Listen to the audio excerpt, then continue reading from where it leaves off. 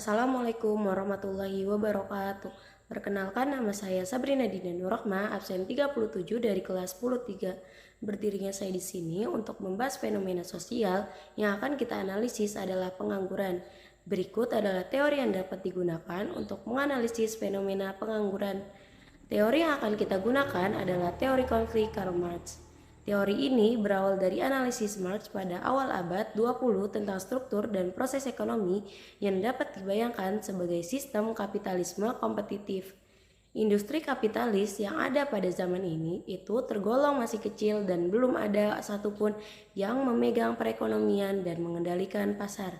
Namun, Marx yakin pada suatu saat apabila kapitalisme sudah muncul dengan demikian pesatnya, maka akan memunculkan kompetisi antar industri yang menjadi semakin pesat dan kemudian menghasilkan sistem monopoli dari industri yang paling kuat dalam persaingan tersebut. Dengan munculnya monopoli modal ini, maka akan ada satu perusahaan besar yang akan mengendalikan perusahaan-perusahaan lain dalam perekonomian kapitalis. Dalam pengembangan analisis Marx yang dianut oleh para penganut Marxian yang baru ini, konsep kelas buruh tidak mendeskripsikan sekelompok orang atau sekelompok pekerjaan tertentu, tetapi lebih merupakan pembelian dan penjualan tenaga kerja.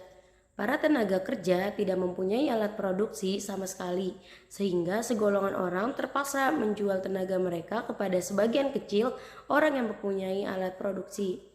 Dari uraian di atas, maka dapat kita telaah lagi bahwa dengan adanya pergantian antara sistem kapitalis kompetitif menjadi ke arah sistem kapitalis monopoli, maka akan terdapat sebagian perusahaan yang masih tidak mampu bersaing dan menjadi terpuruk. Apabila semua proses produksi dan pemasaran semua terpengaruh oleh sebuah perusahaan raksasa saja, maka akan mengakibatkan perusahaan kecil menjadi sangat sulit dan hal pemasaran bisa saja perusahaan kecil tersebut mengalami kebangkrutan dan tidak lagi mampu menggaji pekerjaannya. Setelah perusahaan tersebut tidak mampu berkooperasi lagi, maka para pekerja yang semula bekerja dalam perusahaan tersebut menjadi tidak mempunyai pekerjaan lagi. Kemudian akhirnya pekerjaan tersebut menjadi pengangguran. Gejala yang pertama, ada tingginya tingkat pengangguran.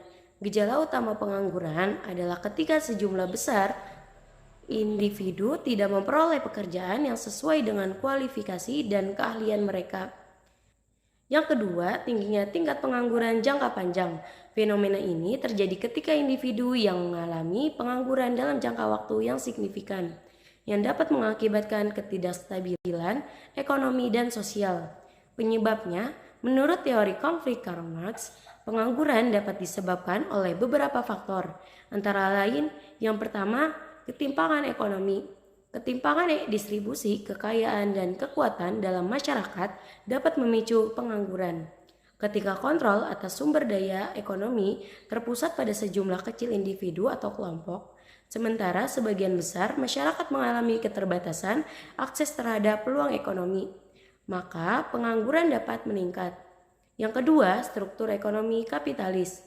Marx berpendapat bahwa dalam sistem ekonomi kapitalis, pengangguran adalah bagian dari struktur sistem karena di dalamnya terdapat kecenderungan untuk menghasilkan surplus tenaga kerja dan menciptakan pekerja yang tersisih atau reserve army of labor.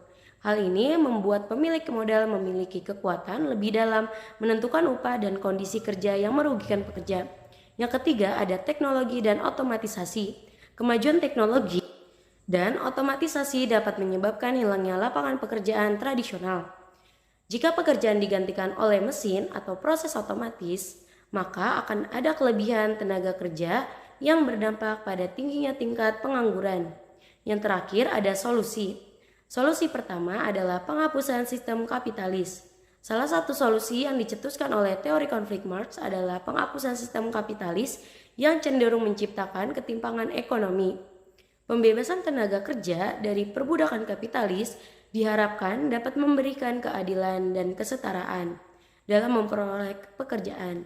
Yang kedua, ada investasi dalam pelatihan dan pendidikan, meningkatkan kesempatan untuk mendapatkan pendidikan dan pelatihan yang relevan dapat membantu individu meningkatkan keterampilan dan persaingan mereka di pasar tenaga kerja. Ini dapat membantu mengurangi tingkat pengangguran. Yang ketiga, kebijakan pemerintah. Pemerintah dapat melibatkan diri dalam menciptakan program dan kebijakan yang mendorong penciptaan lapangan kerja baru, mendorong investasi, dan memberikan perlindungan bagi pekerja yang terkena dampak pengangguran. Penting untuk dicatat bahwa analisis fenomena pengangguran melalui teori konflik Marx tidaklah mencakup semua dimensi dan sudut pandang. Ada berbagai teori lain yang dapat digunakan untuk memahami pengangguran. Demikianlah pembahasan fenomena sosial yaitu pengangguran menggunakan teori Karl Marx. Sebelumnya saya mohon maaf yang sebesar-besarnya apabila dalam penyampaian tadi mungkin ada kesalahan kata. Sekian dari saya. Wassalamualaikum warahmatullahi wabarakatuh.